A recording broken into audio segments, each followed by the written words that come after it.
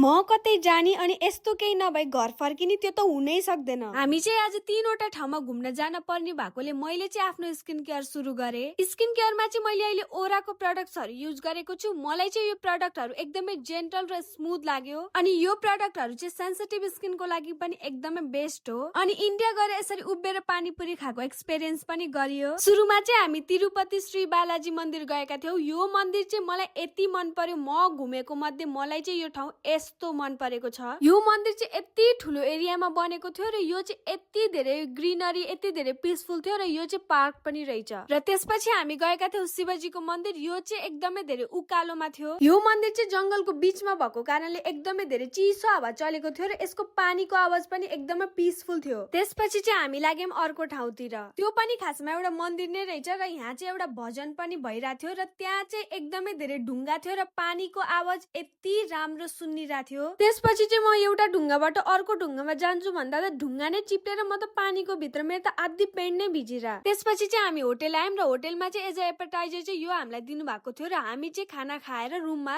गयौं। रुममा गएर यसो फ्रेस हुनको लागि मैले चाहिँ ओराको फोमिङ फेस वास युज गरेर मैले चाहिँ आफ्नो लागि कफी बनाए। कफी पिउँदै मैले चाहिँ आफ्नो भिडियो एडिटिङ गरे। Bye guys, see you in the next vlog.